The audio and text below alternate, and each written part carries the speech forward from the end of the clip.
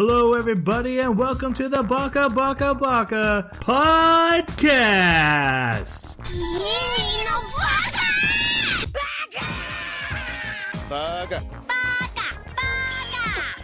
Baka.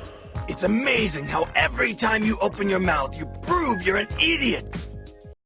Hello, everybody, and welcome to Baka. We're an anime podcast. Every 2 weeks, we watch an anime, and then we come together on this podcast. We discuss it like we're a book club. We talk about the characters. We talk about our feelings about it. We come up with crazy theories. We're not usually right. But then we turn that discussion over to our comment section, over to the internet as a whole, so it can elevate and go beyond, and we can get some more information, and you guys can carry on that conversation. We watched this for this episode, Akudama Drive. And to talk about it, I need the help of my co-host. So first off, we have the Mr. Blonde to my Reservoir Dogs, Jeremy. Hey. So yeah, recovering from Texas crazy ice storm. That was a doozy. We actually didn't have power for more than a week. Or not power, water for more than a week, and our power went out many times, and yeah, that was kind of hellish. Yeah, we were worried about you as our resident Texan on the podcast. Yeah. News started coming in. I'm like, wait, I know a person in Texas. Oh no. Yeah, it was pretty crazy. We didn't lose any of our goats, which was really surprising because we know quite a few people that did. There's one guy that lives not too far away, lost his entire herd of cattle. So yeah, animals were dropping left and right out here. It was pretty crazy. Have you got to do anything recreational to ease the stress? You know, I think there's something about wanting to turn into the curve with this, because the only game that I wound up playing when power came back on was Cataclysm Dark Days Ahead, which is a zombie apocalypse roguelike. Yes. I'm just like, yes. I need to go find food. Oh man, the zombie horde just ate me. Okay, restart. Let's go. We can do this. I got a bicycle. I'm gonna drive around town. Oh, I'm out of stamina. The zombie horde ate me. You know. But yeah, that's about it. Awesome. I think I've gone through like 70 lives in it. We also have the Marv to my Wet Bandits, Jason. You keep using these references, and I just have no idea. Yeah, what they no are. one's ever heard of the movie Home Alone. Home That's random. Alone. You know, iron to the forehead. Yeah, good one. Would you rather be Marv from the Sticky Bandits, so you could be in Home Alone too? There you No. go. All right, how you doing, I'll Jason? stick with the classic. Doing well, but my life's been completely consumed by this early access game called Valheim. It is just it doesn't do anything particularly new as far as like survival, combat, crafting. It just does all of them fantastically well, and the balance of each one of those is amazing. And going to go get a resource becomes an adventure all in itself, because you have to sail across the sea to get to a particular thing, but on the way you get attacked by a huge sea serpent, so you have an epic battle and so yeah. That's And cool. it's all procedurally generated. Yes! None of it's scripted. I like that. Yeah, a workmate of mine actually started talking about that game as well, and I was like, wait a minute. Is this the game I think you're talking about? Yeah. So same one. They're saying the same exact thing. So Yeah. Pretty- Yeah, you get off the boat, Pretty you too. get your cart, and then you start heading off, and then all of a sudden you're attacked by trolls, and it's like, okay. sweet. So yeah, I'm having a blast with it. And my name is Troy. I haven't been up to much. I've been trying to learn how to play Valiant, which is not. That was Valorant. It is Valorant. I couldn't remember after your thing had a V, and then I got as close as I was gonna get. Fair I'm not very good at it. You know, it's a mouse and keyboard shooter, very much like a Counter-Strike with powers. I'm not very good at that. But other than that, I've been watching a lot of movies still. I watched Pulp Fiction and Goodfellas recently, which is actually a really nice tie-in to the anime we were watching because it's about criminals. This is very much two different Martin Scorsese and Quentin Tarantino's look at criminals. Not really sure they're my cup of tea, even though Quentin Tarantino's use of dialogue is unmatched. I love his westerns. How does Goodfellas stand the test of time? Because I remember just it being an amazing movie, watching it in early 2000s. It's still great. I mean, De Niro and Ray Liotta, and they're just acting their butts off. Scorsese is obviously very good at what he does. It's very good. And then at the ending, this is all a true story. This all actually happened. It was like, oh yeah. So you can't even be like, this isn't very likely, or that would never happen. It's like, oh, this all was real. So yeah, stands up quite well. Right? Don't open your trunk. All right, so let's go on to now talk about the anime we watched. Like I said, it's Akudama Drive. This is a 1 season, 12 episode anime. Jeremy had picked it, so let's go ahead and start with our reviews of the anime. If you haven't watched it, to get our thoughts. There won't be any spoilers here. So, Jeremy, what do you think? I really liked it. It's not at all what I thought it was going to be. I was looking for something that was going to be more gritty and dark, and while this certainly had its moments that were, you could say, a bit gritty and dark, on the whole, it was not. It was more adventurous, and it was more, you used the term zany for the beginning of it especially, and I definitely agree. Like, it has a completely different character than what I thought it did, even just from the basic review or synopsis that was on my anime list.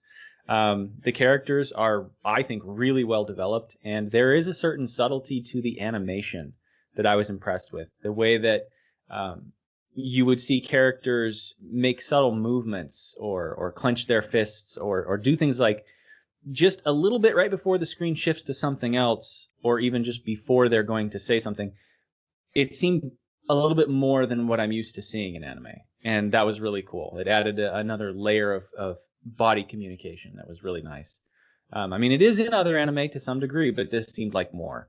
The characters were really cool, really relatable.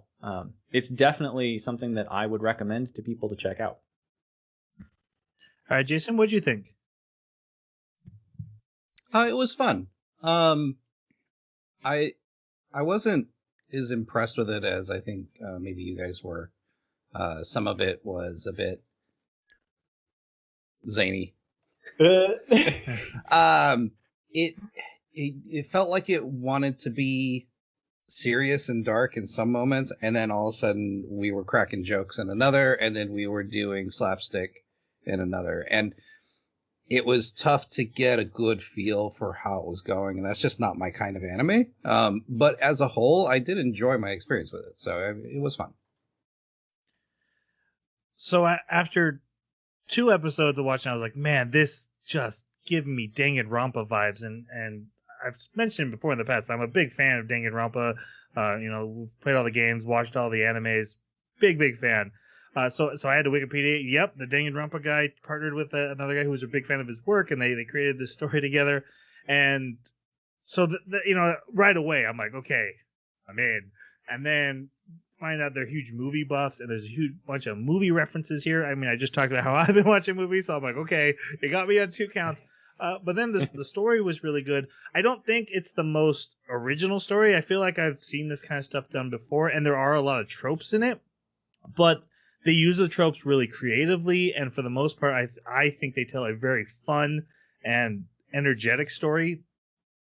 So, while not specifically original, it is, it kind of starts off as a heist and then kind of descends into just a regular crime story. I think they present it in a very original way. Their characters are very unique in their design, thanks to the Danganronpa guy. And they know it, and they flaunt it. They flaunt it nonstop. The OP, like, look at these characters. They're so awesome. Look at them over and over again. And then even in the anime, they're like, gosh, our characters are just so great. We just got to show them off. And they are. Like, you can recognize them instantly.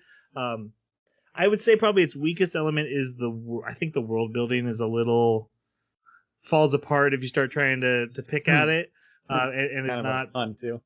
Yeah, And physics do not get in the way of having Nope. fun.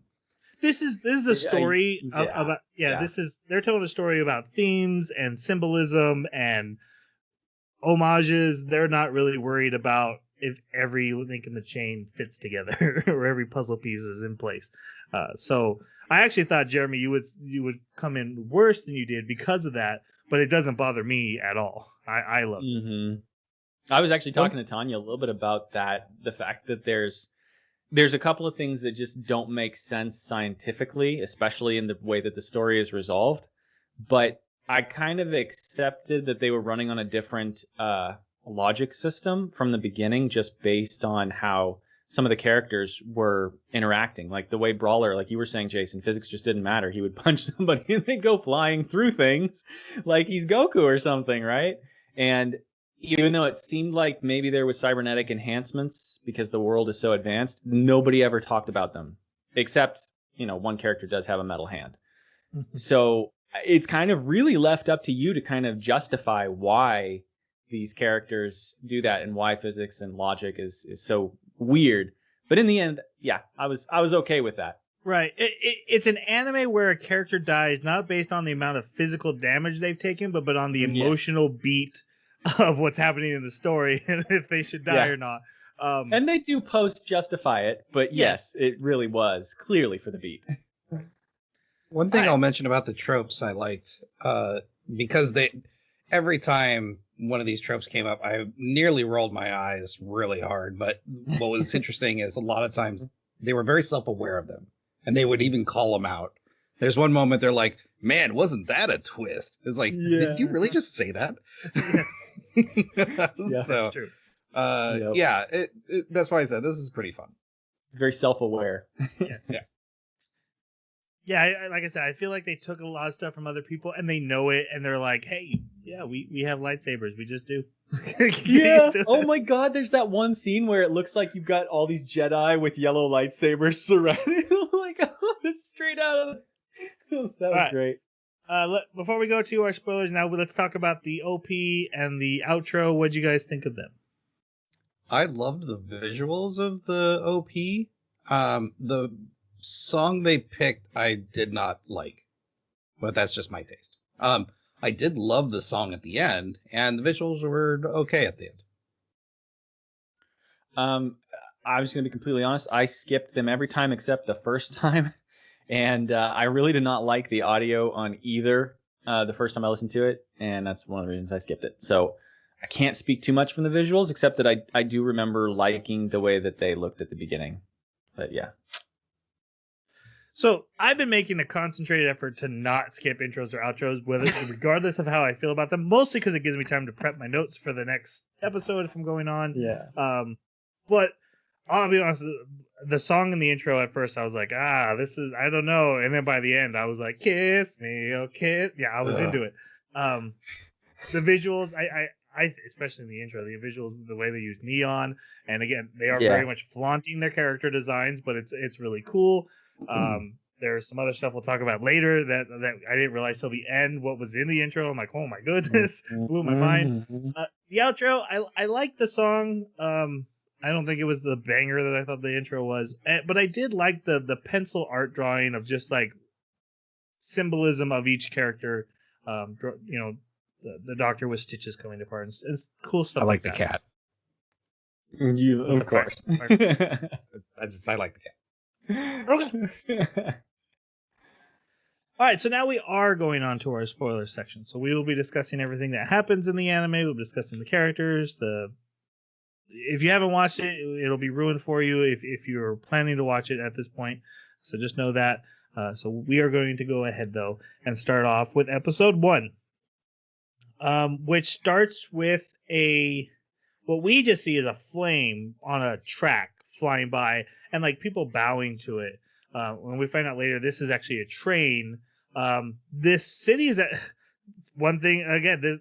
They feel like they stole a lot of stuff. One of the things they had set up is very much like Battle Angel Alita, right? There's a slum city and there's a utopia that no one else is allowed to go to, and technology comes from the utopia, and this train is, instead of coming from the sky, this train is the special way stuff is delivered.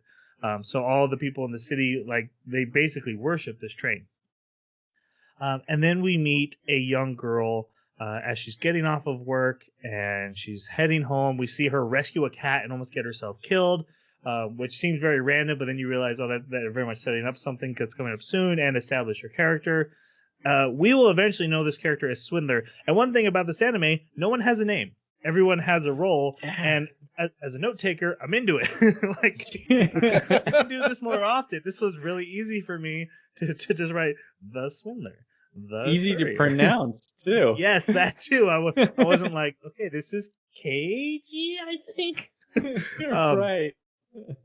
I do think they actually reveal Swindler's name eventually, but yeah, let's just call her Swindler. She is our main character. She's going to get involved in this criminal underworld. What did you guys think of our main character, Swindler?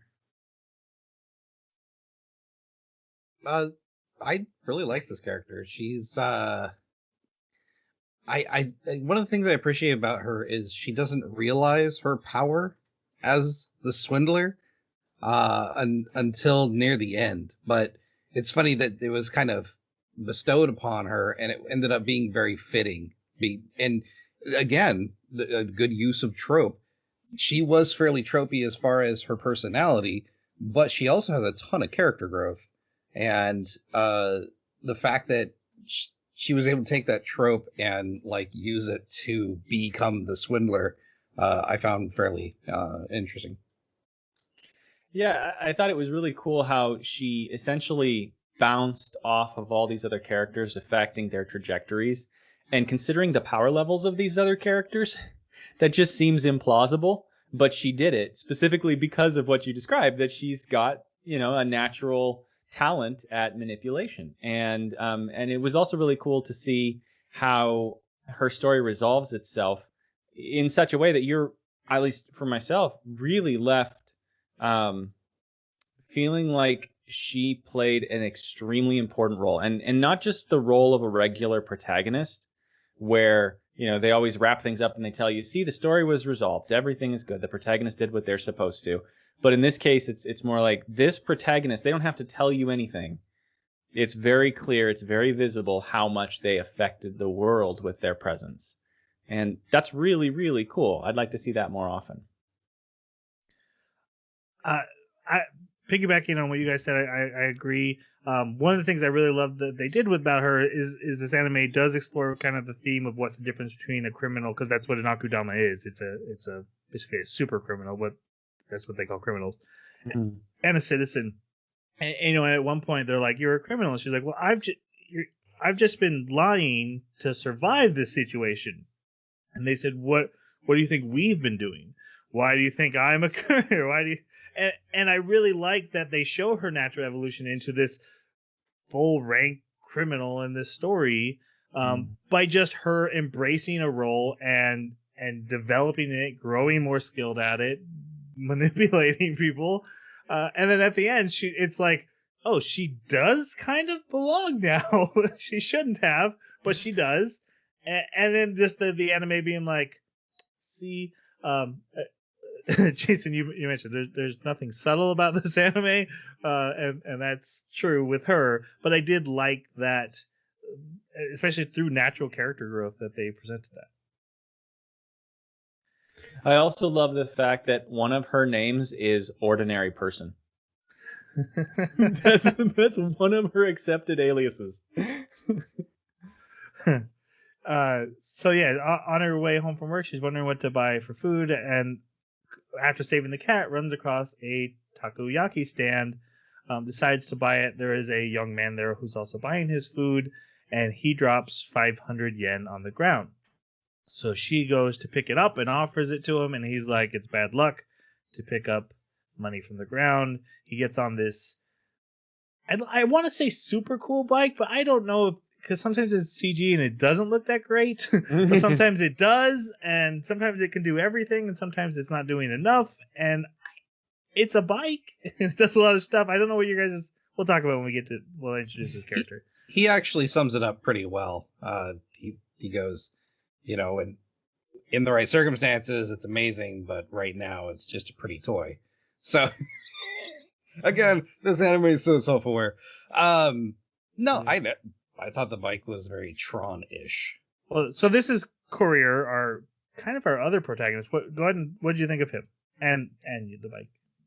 Uh, I have mixed feelings about him because he, on one hand he's super cool and suave and trying to repress his feelings because he's got a job to do, but then on the other hand, this "I've got a job to do" thing kind of ends up defining him most of the anime, and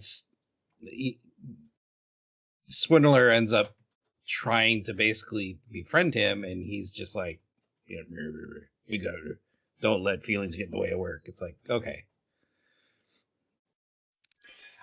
I agree with you, but at the same time, I think that there's a certain point where instead of simply doing the job for the job's sake, he starts using the job as an excuse to do what he morally or ethically wants to do anyways.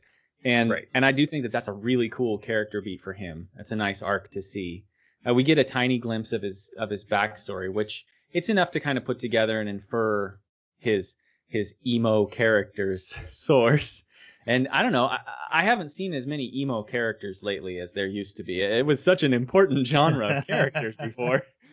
But he, I think, fits perfectly in that mold of like he is an emo character and he's just got a ton of baggage, and so he's locked it all up. But he's also absolutely worthless, I think, without his bike. Now, it's a little debatable because he does survive some stuff that, even one character's like, "Why are you still alive? Why haven't you died yet?" So, he's got some really good skills at surviving, but he's just not very good at taking out the enemy. Yeah, I was really touched by the last couple of episodes, which he's a part of. Some of the scenes there harken right back to this moment, and they actually give greater depth and weight to this interaction. And I think that's when I started really thinking he was a cool character. He's definitely not a character I dislike. I do like him, but he's probably my least favorite, and probably because there's so many bright, colorful characters in this. He kind of comes off as just this dull tone because he is so reserved, and I'm so cool. I'm just gonna always stand in the back and smoke my cigarette. I agree with actually what Jeremy said though about the ending, really kind of expanding on it. And there's actually a scene. It ends up being not real, but like where he freaks out for a second, about the takoyaki and the coin. And I'm like, man, I kind of wish we had just a little bit more emotion from him just to make him a little more palatable. But again, I never felt like, Courier's scene again. He was perfectly fine as a character, but yeah, he's up against some really colorful and bright, vibrant characters, personality wise, and so he comes up very monotone comparatively in this anime. So he drives off. She goes back to the takoyaki stand, and they don't take. It's a stamp, but basically it's credit card. Yeah, they don't take debit or credit. And she's like, "Well, I don't have any cash." And the lady's like, "Well, you're literally holding 500 yen, so you're clearly gonna dine and dash me." And she's like, "No, I have to return this to somebody." And so the lady calls the cops, and our young ordinary person gets arrested.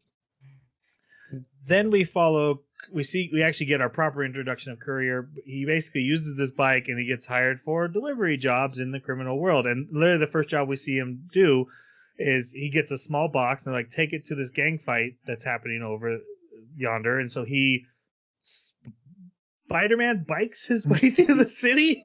It reminds me of Attack on Titan. Yeah, very much so. Yep, but with a motorcycle. Yep.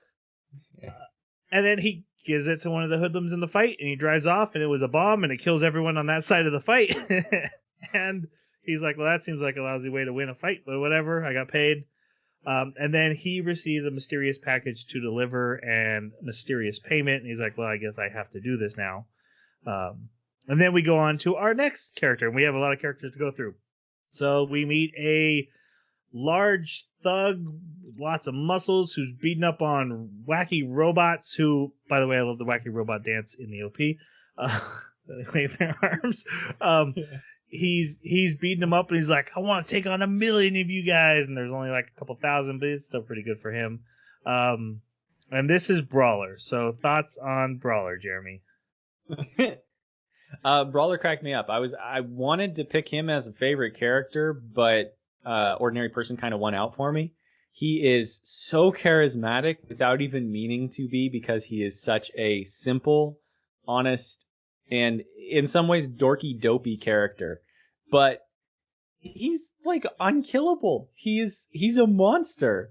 God, he has some of the best scenes. There's another character that I have to say, when this other character showed up on screen, he reminded me of Jason when we would play role-playing games. Jason's character. I think you know what I'm talking about. And these two just kind of hit it off and become buds, entirely based upon a lie, but this guy's too stupid to realize it's a lie. And I just loved that. It was so good. Jason, what did you think? Yeah, he was definitely my favorite character. I think one of the things that he reminds me of is an old quote that I remember, that if brute force doesn't solve your problem, you're probably not using enough. Because it's literally how he solves every problem. He's hard-headed. He's always looking for a fight, and he'll do nearly anything if a fight is in the works. And then he'll also sabotage whatever his team's goal is, so he can go get into the fight that he wants to get into. But yeah, he's very simple, seems to be fairly caring for his allies, but in the end, he wants a good fight, and he doesn't want to just win. He wants a battle. So he was very he grew on me a lot in this anime. I mean, I find him lovable from the outset. He's clearly the all brawn, no brain character. He has a lot of comedic moments. But the part I love about the most of him is the scene where he's like, this guy that we fought scares me, so I have to go fight him right now. And there's something about that mentality that I just admire so much. That's like, I have to face it. I have a fear. It has to be faced immediately. And that's like becomes his obsession. And I was like, that's a really cool mindset, that I can't have this fear living inside me. I have to deal with this. And yes, that thing that scares me, so I have to face it. And that's just a really cool thing. I don't see that very often in stories. So big fan of Brawler. Our next guy is a young man with a hat and a robot eye who hacks stuff for fun, and he's very bored. He thinks hacking is a video game, and this is Hacker. My notes, I literally wrote, Hacker hacks some stuff. That's how he's introduced. He also has little bears for drones, or with drones that have bear faces. They don't look like actual teddy bears. Which again was when I was like, man, this is some Danganronpa vibes to me. It's just sleeping in. What did you guys think of Hacker? I thought he was a story device and not so much a character. He didn't have too much of a personality, and basically he was a wizard. Everything he did just kind of could be replaced by magic. Nothing was explained. He just, I'm in, I opened the door, hooray. It's like, what? So, but I like his I like his dilemma, because his dilemma is, life has become so boring. I need something exciting or something to entertain me, because I don't want to be around anymore. And it's an interesting driver for him, and it also ends up paying off well as a story beat later on. And so in the beginning, I wasn't a big fan of him, because he basically only came in when they had an obstacle that was technology that he just needed to go, boop, boop, boop, okay, we're through. But later on, I actually really liked his participation. That's interesting. I would have to say that, like, if you go into a technological world, hacking is magic. Like, if you play like Cyberpunk, and I don't mean the new video game. I mean like the tabletop cyberpunk game with Shadowrun. You know, that it basically does equate to magical spells when you send out your demons and stuff in there. So it is a fitting comparison there. I liked him, but in the sense of how he was brought back at the end. For the first half, I was kind of wondering, or not the first half, but for his first showing, I was kind of wondering what's his deal. He's so different from the others. He seems the most detached and the least invested in what's going on here. And then he disappears for this really long period of time. But when he comes back, I think he earns his presence because the things that he did when he came back, and I do think at that point in time, we get to see what his hacking is like. And it does actually seem like a video game, like a really high stakes video game. And so, yeah, I liked him in the end. I think I was definitely on the fence throughout it, but by the end, I really liked him. I think the reason in heist movies that the hacker is almost always the comedic relief is because they are almost always a plot device as far as their role. Like, hey, we have to say these doors got unlocked somehow, so we need to have a character that we say can do that. And how do we make that character functional in the story? Well, we make him make jokes and be a wimp because he doesn't actually, he stays in the van. I think that's common. He's not the comedic element of this, and so they definitely take another approach. So I can kind of see where Jason's coming from, but I do, especially from the part where he decides to depart and then the comeback, definitely fleshes out like this is a character who we get to see his motivations, why he's doing what he's doing, and he's making some heavy decisions and pays some heavy consequences for it. That I think give him weight and I think make him valuable to the story. I'm curious. Were you? Nope. Did you have more to say about him? Nope. Okay. I was curious about if you were writing a story and you wanted to do something like this and you wanted to have a character who's technologically focused, how would you write them into a story like this where they don't fade into the background? Because hacking is something that you're not going to present it. It's not going to be something that the audience is going to enjoy watching because it's boring as hell. Yeah. Well, so how do you do it? The one hacker that I actually remember being entertaining to watch was Emilio Estevez's character in the first Mission Impossible. He had to infiltrate. Huh? Elevator guy? Really well for him.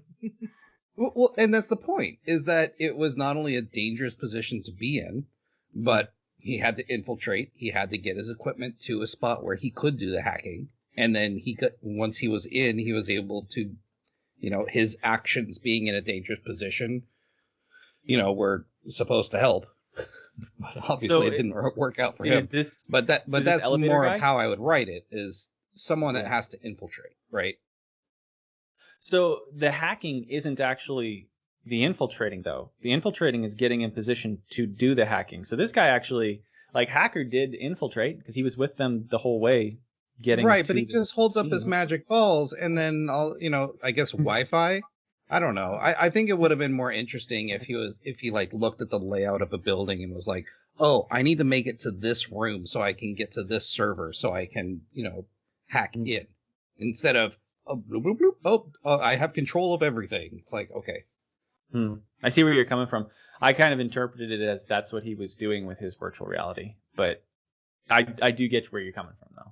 Maybe if they had shown it, that would have been more interesting. Yeah, it puts some, I don't know, more stakes of we got to get to this room to do this thing, instead of I just pull up my magic balls and I, from anywhere at any point, I can do this. I'm just loving it every time you say I just pull out my magic balls. All right, the next character, we see a man. It's on a bus, but their buses are blimps with rockets. And a man's having a heart attack, and like, where's the doctor? And then the doctor of the anime shows up. A scantily dressed woman, very voluptuous, who then starts carving into the man's chest. And as people try to stop her, she starts murdering them with scalpels. And This is Doctor, who, just like Hacker and Brawler and Courier now, have all been hired for a job. Whenever we introduce them, we see them get hired for a job. But I like how each one is hired in a different way. Like Brawler's like, you want a challenge, or if you want to prove you're the strongest. Hacker's like, hey, you want to have a game? Want to have a race? Doctor's is just money. But what did you guys think of Doctor? I think she was a really good character, in the evil sense. Like, she was a villain, but at the same time, and I say that where they're all I knew I was going to have trouble with this. Akudama. Criminals? Yes, they're all criminals, but at the same time, she's a step beyond that, because she's what I would say one of the two characters that are truly evil, whereas the rest of them are just kind of, working towards their own end. They don't take any glee in necessarily doing anything that is particularly evil for the sake of evil. But she's unabashed in her viciousness. But at the same time, she is so stinking smart, and she is so perceptive, and she calls people on things over and over again. And nobody else either pays attention, or maybe they just don't get it, or they're ignoring her. But she's calling, like, Swindler. And even though she misinterprets some of the things Swindler does, and she even kind of falls for it and thinks Swindler is in fact an Akudama, she's still calling her on, like, you're manipulating right now. You're manipulating right now. And there's another character she calls on that too. Very cool. Very entertaining character. I think my favorite lines from her were, how old do I look to you? And do you see me as a woman? Like, oh my gosh, I don't know what this character. I don't know who this character is at all. I don't know if they're male or female. I don't know if they're old or young, because we see her do some insane, impossible stitch work and to put herself back together. So who knows what else she's done? So fascinating character. Yeah, that's part of the we're gonna handwave physics, because yes, we lose sew a your limb. head back on. Like, yeah, exactly. Yeah, she was scary every time she was on screen, because she could flip a switch from being sensuous and womanizer, or a manizer. Anyway, Yeah. to I'm now going to be a serial killer. Yes. It was. I think that's one of the things I actually enjoyed about her being a bad guy, is that you didn't know when it was going to happen. I think that was the scariest part about her. So is she going to sew you up so well you can get back into a fight after losing a limb? What? Or is she going to murder everyone around you? But yeah, I really liked her as a bad guy. Yeah, I agree with you guys. A great villain, a manipulator in her own right, has her own wicked goals, and her presence in a fight was always just this random wild card, because she's not like a fighter, like she's gonna get in the fight, but at any time she can do severe damage. She's dealing with poisons and stuff, and if you take her out, you probably didn't, because she's also this. These guys are considered, like, they're called S rank Akudama, so they're like the greatest of whatever they are. So she's the doctor. She's like the greatest doctor criminal in the world, and thus can, if she's put in half, stitch it all back together again. Like, that's her skill set. Within minutes. Right. So Yes. when you think you've taken her down, she's coming back for you, and that's terrifying. And it's just a really cool. Not. I like that she didn't have super healing, but also kind of did. She still had the scars and the stitches afterward, and you could tell there was effects from the damage she took. But man, that was a cool character. Yeah, she seemed more like a chemist too, because she was dealing with other concoctions that weren't just medical. Like, she created things that would expand out and turn into solids from a gas. She was. This whole thing reminded me, especially once they get onto the train and they're fighting, I was like, this is that game that Troy and Jason and I were playing, where he was Darth Vader and we were a squad of 4 heroes that were trying to make our way through. Do you remember that? That's exactly what this is. Yes, they're all, the Akudama all have their own abilities, and it's like take out the healer because she's in the back, she's support. It's so well done. This whole thing is just like, it's at least the first like third of this season is that game basically. So all of these Akudama then come to the police station. They've all been hired to stop the execution of a mass murderer, a guy who has cut off 1,000 heads. It should be mentioned in this first episode. It's called Seven, and we have a character who takes off heads, and that is not a coincidence. What's in the box? But there's 7 criminals. There's always I'm pretty sure, because I don't know all the movies that their titles are after, but I'm pretty sure there's almost always a reference to the movie each episode's named after. There is in Shining. Yeah, there is in The Shining, definitely. Reservoir Dogs, and then this one, 7. You know, there are 7 characters, so there's a reason to call it 7. But also, hey, a head comes off. Isn't that a thing? So they all come to the police station to stop this execution, and like Courier and Brawler get into it. Well, Brawler's trying to attack Courier, who's like, calling them names. He calls everyone SH. You know, that word.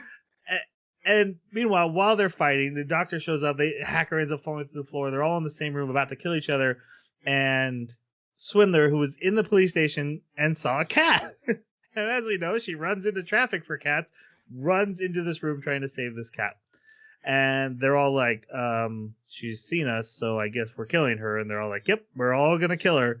And she's like, wait, I'm an Akudama too. And they're like, you're not on the Akudama list, so we don't believe you. And she's like, oh, but I'm Swindler, which is what the cop robot that had interrogated, arrested her, had said, I think you're like a swindler. So that's why she takes up the name. And I love that conversation they have, by the way, because she's like, well, I was going to pay her. Well, you had the money in your hand. She's like, yeah, so you were going to defraud her. No. So basically you're a swindler. You're a swindler. And so she says, I'm a swindler, which is why I'm not on the Akudama list. I am an Akudama, but I keep myself off the list. And they're like, okay, well, then we should just kill her because she's an Akudama and it is a rival.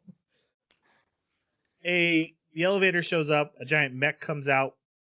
A big fight starts with it. They actually fall to the floor and accidentally release another prisoner. A man sentenced to only 4 years. Which you gotta understand, the characters we've met so far have like 700-year sentences that they're ever caught. Like, it's insane. This guy has a 4-year sentence, but he hears them talk. 500 million. Yeah. We'll come to that. He hears them talking about the money they're about to get. And he's like, "Oh, I want in on that." And so he chases after them. This is Hoodlum, who is literally just a hoodlum with that very classic anime hair spin bangs. Torpedo thing. Yep. Yeah. That he's always playing with. And he runs after him. What did you guys think of Hoodlum?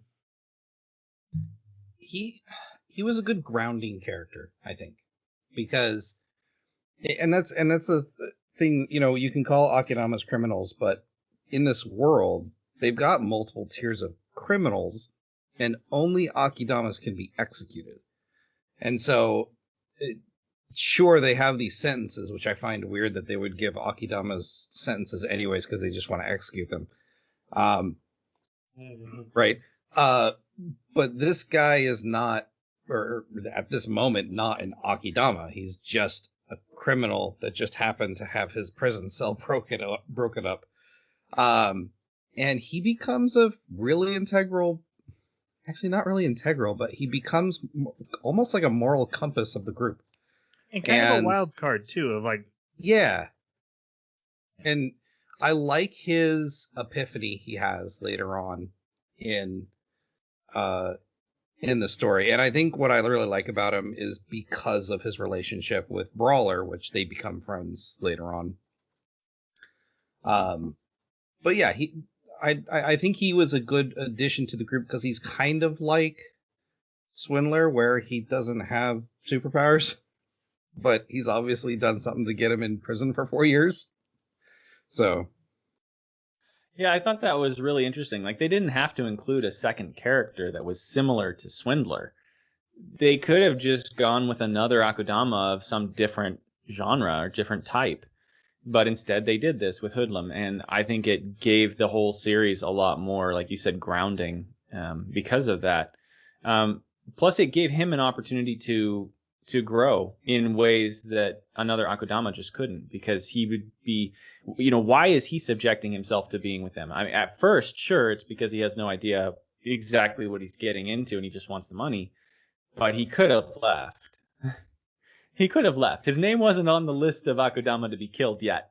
And I am a little bit confused about like the difference between Akudama and Hoodlum and stuff, because there's a point where Akudama they're mentioned as minor Akudama. There are some that are minor Akudama, and they are not actually meant to be killed yet. They are meant to be arrested and serve sentences. So I kind of get the impression that the executioners have to be told, you can kill any Akudama, or at least if they're an Akudama, you can kill them if you need to, but we only target you at specific ones that have become enough of a threat. The others are just not even worth your time. Is what it seems like. So I don't know if Hoodlum actually was like a very, very minor Akudama that doesn't rank as like an S rank or an A rank or something, or if he's not even registered as an Akudama yet. The only thing I'll mention is that when Pupil scans him, he's in her computer. So I thought that meant he was, like you said, a minor Akudama. But that, like you said, that wasn't a death sentence, level that he was at. That's true. Okay, but the executioners could not act on a criminal unless they were declared Akudama. Correct. Yes. And eventually we see that rule get bent all the way till it's broken to hell and back, right? Right. But yeah, absolutely. It seems like S rank Akudama kill on sight. The other ones, you should probably arrest them. Yeah. All right. They go into the execution chamber, which is like a stadium with a guillotine. Again, not trying to be realistic here. Very, very game show. Yeah, it's zany. It's almost silly. Again, that's a very Danganronpa thing where you're Danganronpa. You're dealing with a murder game, but you're doing it with like a rocket that you shoot up to the moon, but it doesn't go up there and it crashes into the ground. You die. Ha ha ha. And a bear did it to you, but it's still death and murder and gore. There's billboards everywhere going, execution and cutthroat at such and such a time. Yeah. And it, like you say, in this Coliseum, there is an audience that have filled all the chairs around, and they're up cheering, waiting for this guy to be killed. I got the impression that this was very much a controlled society that was using these as outlets to, make everybody, give them something to be entertained by. And I agree with that, especially based on what happens. I think that blows back, and that's what causes what happens in the story later. And the mech comes in and starts shooting everywhere, killing these people in the stands as he's trying to hit the Akudama. Eventually, Courier actually gets pinned, and Swindler saying, like, I have to get that money back to him, but she decides to save his life. Calls out, "Hey, Hoodlum is an Akudama," and the mech attacks him instead. Which then Courier gets to say, "Hey, I have a perfect shot." And he has this rail gun on his bike. These two rails come out and it shoots this giant energy blast. Which is not a rail gun, but I love it. Isn't that what a rail gun is when you have? No. Would there be a projectile? Electromagnetic. Yeah. Right. Yeah. Yeah. But it's okay. Is there a name? So I don't. Beam. This would be like a particle beam, is what he's launching. But they call it a rail gun in the anime. Oh, did they? I believe so, yeah. Yes. But what's important to know is it has two metal bars that stick out. Yes. That's important for later. That's very important. Apparently it's detachable. Yeah. With its own power supply, too, apparently. So they destroy the mechs. The guy gets free. He kills like the guy who's leading the execution, just takes his head off. And this is Cutthroat. He has taken 1,000 heads. He's obsessed with the color red because he loves blood. He's eccentric and insane. And I just want to start with saying I was really worried about this anime. Like, I'm supposed to like all these characters, and you've shown me Doctor, and now you're showing me Cutthroat. I'm like, that's going to be a tough sell to make me invest in them as a protagonist. And then this anime doesn't ask you to do that and says, yeah, they were fun, but that was not something you should have liked. These are bad people. And I really like that. I found Cutthroat fantastic. But what do you guys think? As a bad guy, he was pretty great because he kind of, you've got Doctor who is scary in the fact that you don't know when she's going to flip, and she's fairly helpful most of the time. And then you have Cutthroat, who is such a wild card as far as is he going to help or not in the moment, and he's just there to murder and murder and murder. So he was easy to hate, even though he was part of this main group. And I think that, and because of that, they were able to do some interesting things with the story. So, yeah, it was very convincing that he was in two places at once at all times. He was here dealing with whatever the situation was presenting to him, but a large portion of his brain was viewing some other world. Like, he was seeing something else. You could see it when he would get thrown by the executioner, and his expression is one of like, what just happened? What's going on? I'm so confused. But then moments later, you see him and he's completely composed when he's in combat, and he's just all there, and he's exceptional in his abilities. So he's very convincing as a crazy character who has a lot going on in his mind and just isn't focused on the situation at hand. And everything that he says, everything he does, it's interpreted through this lens that's seeing more than one thing at once. It's really cool. They give him almost a childlike innocence Mm-hmm. when he's not in the middle of murdering people. But you got to be afraid of a character who the Doctor sees him and goes, "Isn't that a little bit much for us?" Yes. Yeah. So Courier delivers the package he was given to Cutthroat, who then opens it up and attaches bombs to everyone's necks. Very much Suicide Squad style, right? Mm-hmm. And they're like, "Wait, did you do this?" He's like, "Nope, I was just told to do this, and I would be set free, and this is gonna be awesome." He even puts one on himself because fun. And then the person behind everything reveals himself, and it's the black cat that Swindler saved during the fight. And he's like, "Hey guys, I'm your hire," and you find out he's a robot. And he wants to attack the Shinkansen, which is that train between Kansai, which is where they are, and Kanto, which is that utopia I had mentioned earlier. And no one's ever done that before. And he's like, "I'll pay you guys all $1 billion if you do it." And they all eventually agree. And then they go to get a bus. Courier jumps across the city and takes the bus, but then yells back, "I don't know how to do this." Oh, that's Brawler. Brawler, yeah, Courier. sorry. Yeah. Brawler jumps. I love it because there's a crack where his hand went in, and there's also a hole where his face hit. And he throws out the driver, and then he's yelling back, "I don't know how to drive this." So Hacker hacks it and moves it over, and then Brawler yells back, "Never mind, I figured it out," thinking he's the one who magically moved it. Such that good made writing. me laugh. Yep. I want to make sure. No, not yet. Okay, so they all get on the bus. We see Brawler and Hoodlum start talking to each other. This is where Hoodlum mentions like, "Oh, I had a sentence of 500 million years," and Brawler's like, "Oh, my man's a legend. We just became best friends." And that's because Hoodlum's entire strategy is, "I'm going to be a leech on one of these guys that will keep me safe." And this guy's clearly an idiot, so that'll work. What's really great is they do develop a natural friendship throughout the anime because Brawler is calling each other bro. Yeah. Yep. And he's always trying to manipulate Brawler, like, "Oh, maybe we should run away from the fight and like heal." And Brawler's like, "Nope." It carries him back to the fight. Sometimes he'll actually throw him into enemies. Yep, the bro throw or whatever that was called. That's the bro throw. I love it. I love some of the lines that Hoodlum has from this, where he's like, "Oh, I goofed. Oh, I didn't calculate this right." He just outright makes exclamations about what a bad idea this was. And Brawler legitimately thinks Hoodlum is such a bad mamma jamma and strong. And he's like, of course we're gonna go fight. I've got you with me. Yeah. Yep.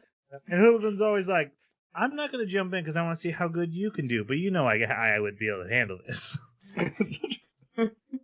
So Cutthroat becomes enamored with the red lights of the city and starts slamming every red button he can find, including the rocket boosters that they installed in this bus.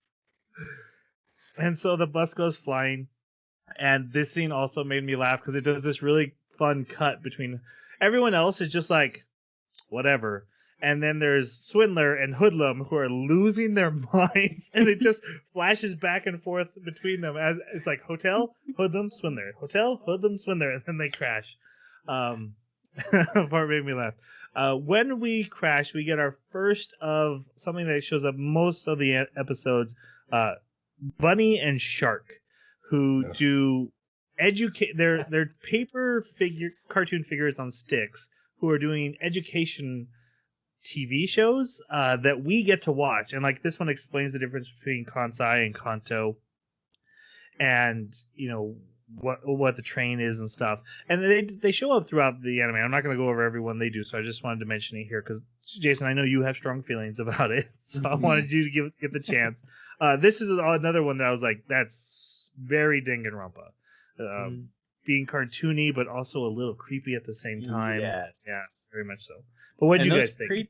Those creepy undertones increase, and I think that's what I liked about it. But go ahead, Jason. I hated them for most of the anime until basically it's expressed that, they're for mind control. Yep. They're basically propaganda pieces, and that made them a little better. It's just that the whole cartooniness was a bit jarring, and they're just not my style. I was wondering as I was watching some of the different ones, who was manufacturing these? Are they coming from Kanto to Kansai, or are they manufactured in Kansai? Because there's times where Bunny will say things that seem like they might wake you up from brain control, or where they get shut down in the middle of a transmission and then they come back and they're like, well, we have to be careful what we say. Right. And I'm like, who's writing this? Who is actually playing this? Thinking about their world building, what faction is in control of making this, manufacturing it. So I like the depth that they added there, where even the brain control, the mind control programs seem suspicious, like there's something more going on there. They do talk in this one about the war. Apparently, Kanto and Kansai were at war. Kanto dropped a bomb on Kansai, but it has since then taken pity on them and has been taking care of them. So aren't they the best? And we also learned there's a zone in between the two areas where just everything's dead. The decontamination zone. No, that comes after Total the quarantine. zone. Yeah. Oh, total quarantine. Total quarantine, then decontamination. Okay. All right. It's just because I'm not going to stop for any of the Bunny and Shark videos at this point. So yeah, for sure. But they do eventually talk about them. Anyway, yeah, they go to the hotel. Brawler finds a suite room. He literally means it's a hotel suite. They kill a bunch of cops who try to stop them, and then they go and they discuss the plan. Basically, they have to rob the train. There's a vault on the train. You can't get organic material onto the train. They're going to have to take an elevator. They have to be in separate rooms and push separate buttons at the exact same moment to make the elevator work. And then they can go to the train. They'll get Hacker in a box. He'll go on the train and turn off the shield. And then they'll get Courier's bike under the train. And then they can get to the vault. That's the plan. Then they're attacked by executioners. And so this is our introduction to executioners, who are like, they're not regular cops. They're super cops. And they have super fighting skills. And they have lightsabers. And they have lightsabers with little extra blades coming off of them, but other than that, they're basically, when they even look like handle-wise like lightsabers. Yeah, it's clearly like, I like lightsabers. Let's put that in our anime. They very much reminded me of Equilibrium. Like, instead of guns, it was lightsabers, but that cold, execute duty kind of a police force. So we meet these two characters, Master and Pupil. I absolutely love that Master wears a mask over his face, but we find out there's a reason for it, and it's not just a cool character design thing. They actually like put a scar on him, so he likes to cover that up. Finally, thank you for once giving a person a reason to wear something like that. But yeah, so Master and Pupil, what did you guys think of them? Oh, they were great. I liked that we didn't get this existential reasoning of what am I doing in this profession and what's the moral justification for it until a little later. Because at first they very much come across as government goons and we're here to get in the way of the protagonist. But then, we get to actually, they spend a lot of time with the executioners, which I really liked because we got to learn more about them, their thought process, why they were, after the Akudama. But I think one of the really interesting things is the police chief or the executioner in chief mentions that like there's a real fine line between you guys becoming Akudamas. And it was interesting to like, there seemed to be this common thread that to become Akudama wasn't just about your criminality, but your willingness to die for whatever your cause is. Mm-hmm. Yeah. I absolutely loved these characters to the point where when he dies, which, I mean, it's going to happen, so spoilers. But when he dies, I was really sad. But at the same time, I was caught in that moment where you're like, I don't know who to root for in this fight between these two characters because I like them both. And then in the end, they did exactly what you should do in a situation like that, where it's like, well, it doesn't really matter which one you rooted for. We knew you couldn't choose.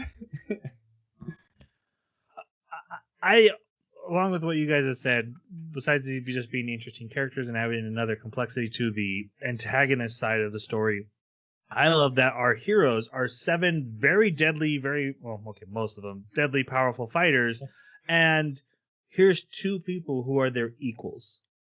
And that was really cool because usually it's the opposite, right? Like I'm one hero versus 3 or 4 bad guys, and I have to hold my own. They were constantly on their, outnumbered, but equal to the fight almost. In this fight, Pupil goes 1-on-1 with Brawler and wins right here in this intro scene, and it's like, we've seen him take on 1,000 robots, and no one can stop Brawler. He's the greatest brawler in the land, except for these executioners are better, even in the Pupil stage. Yeah, so I really enjoyed them, and the fights in this anime are gorgeous. In this fight, as they're battling, someone accidentally hits the mood lighting, which I know is just the animators being like, let's just go 100%. And they did, and it was beautiful, and the movement is so fluid. I love the fights in this anime. I'll agree with that. They are really pretty. Yeah. The cat and Hacker run away. Courier ends up shooting Pupil in the shoulder, and eventually the fight ends because Courier's bike comes into the room and blows off the top of the hotel. So basically everyone can get away. And they go to an abandoned factory where they can discuss their plans.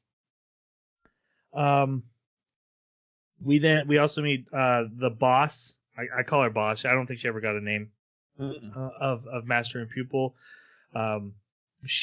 One trope I hate, and I've come to the point where it's just so often in so many anime that I just can't stand it anymore. It's faceless committees in like that you talk to via telephone or disembodied voice that you have to answer to. I'm so tired of it. Oh, I think it's like the 4th anime in 3 months that we've watched that have just. And this was one that this is a trope that had no redeeming value. It was like, yeah, I get it. Disembodied in charge, I get it. I can't. Please come up with something more creative than that anime. It's been done. The last one had it too. Yeah, I did. Dodohedro had it. Yeah. Mm-hmm. It's very common, and I've gotten to the point where I no longer care who's on the what was the gun one? Guns No Life. Also, I don't care who's on the other end anymore. I don't care. Just Yep. I don't want them in the show anymore. All right. They go over the plan. They'll have, like I said, that is the pressing the elevator button. They have 20 minutes total. They're going to put Hacker in a box and send him on the train. They cannot kill anybody or it'll set off alarms. Then we get a scene with Swindler being like, I think I'm gone too deep into this, and this is probably bad. She tries to talk to Courier, ask why he does this. He's like, this is where I belong, yada, yada, yada. Then the heist begins. Swindler and Hacker and Cutthroat. Oh, I forgot to mention, Cutthroat has claimed Swindler as his. He is infatuated, in love. He licks her at one point. Mm-hmm. And he can see her halo. Yeah. Yep. He just adores her. I'm glad there's no real romances in this. But when this started, I was like, please no, not this. Not these two. Yeah. No, and she rejects it the entire time. Yeah. I love it. Yeah. So they're one team, and then Brawler, Hoodlum, and Doctor are the other team. They get to their elevator rooms, and there's these force fields with pillars that make force fields all the way down to the button. And if you can't, they can't get through. Cutthroat starts throwing. Apparently, he has hundreds of knives in his coat. He just, well, not 100, like a dozen, but he starts throwing his knives, and he's able to pierce a knife through, but not all the way through. But when he throws the next knife, it pushes the next knife in, and so he's building a chain. Meanwhile, Brawler is just tearing the pillars down out of the floor. Literally rips them up out of the floor. And then at the end, they have to use a drone to finish pushing the knives, and I think Hoodlum falls into the button, but they do hit at the same time. Plants it. Yeah. They get onto the elevator, they go, and they trigger an EMP. But then Hacker reveals he didn't finish hacking the train before the EMP was triggered, and he forgot to put a weight on the box, which means it needs to be lighter than him. So Swindler's like, okay, I guess I have to be the one to do it. So she gets onto the train, and she opens the door just in time for Courier, who drives in with the bike, to not die. And then everyone gets on the train, and the train departs. Meanwhile, the executioners also show up, and they start cutting their way into the train. So now it's a race. They have to go to each door of the train, unlock it with Hacker, while they're being chased by the executioners. And there's some really cool fights, and we can't go over everything that happens in here. There's one thing that I do want to mention which cracked me up, and it reminds me of what you said, Jason, when we were describing Brawler, about how if he felt like it, sometimes he would sabotage the rest of the team. There is a point where he literally grabs Pupil and he throws her when the rest of them are trying to get away, and he and Cutthroat are supposed to stay behind and keep the executioners back. He knows this. He runs up, grabs Pupil, and turns around and throws Pupil into Doctor, who's fleeing with them, into the side of the train wall. And I had to stop because I was laughing so hard, and I had to rewind because it was just chaos. It was just complete chaos because Cutthroat didn't want to stay behind and help. Brawler didn't want to do his job and actually keep them back. It was like having a team of players that are like, no, I'm going to do this thing because it'd be funny. Well, Brawler wanted to fight the master so bad. Yeah. He's like, here, you guys play with her. One thing that happens that is important is Brawler gets stabbed in the gut. But he is patched up by Doctor later. Hacker is able to get through the door, but they do enter the quarantine zone, which the cat mentions we've gone too far. Like, there's no turning back. Now we won't be able to get out. There's a decontamination zone coming that will kill everything biological on the train. We are doomed now, but let's keep going. Maybe if we get to the vault, we can come up with something. They find a mech. Hacker takes it over and uses it to save everyone, and then Courier uses his bike laser to cut the back of the train off, which gets repaired really quickly if you think about it. But then so that gets rid of the two executioners, and then They get to the vault, and the cat says, "Thank you guys for helping. This is the end for me." And he turns into dust, and there's a stamp, or basically a key inside of the dust, and they use that to open the vault. And in the vault is a young boy and children, boy and girl, who have been showing up in the OP, so you probably expected them at this point. He looks remarkably like the toilet ghost. Totally. Yep. I've had 2 daughters walk in and go, "That's toilet bound." Yep. Yeah, especially because of the uniform. He's got that old school uniform. This is brother and sister. So what did you guys think of these? Our brother, we find out, has been the cat all along, which is why we haven't discussed the cat character, even though I think I did like him better as a cat. These two characters grow on me, but I don't know. It was so tropey, but they even called it out. But it was like, okay, another super children anime. Okay, great.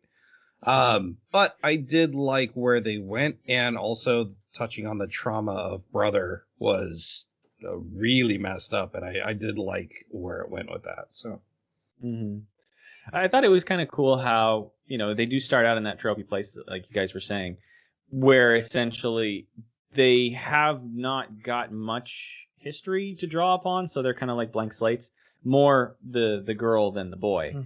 But even to a certain extent, the boy is very inexperienced in the world and has only known us a very, very narrow set of experiences. So, of interactions, I should say. So it's really cool to see how in the handful of episodes that these characters get to interact with and be around these Akudama, who are supposed to be the worst criminals in the city, they learn and grow, mostly because of Swindler, and to develop some good qualities. And it was pretty interesting to see that happen on the blank slate much more quickly than normally you do in an anime. Normally they will take these blank slate characters and they'll make them stupid so that they can't absorb what they're experiencing, or they'll repeat it but not get the gist of it and not really use it correctly the next time that the situation arises where they could. But these kids were both smart enough to essentially just pick up what everybody else was doing, especially Swindler, and start growing as people very quickly. And I thought that was a really cool take that you don't normally get with these blank slate characters. Make a good point, Jeremy. I didn't really think about it till this moment that the writers didn't need a blank slate character for the audience to personify as. And they did a really good job, except for the shark and bunny expedition dumps. I did not like those.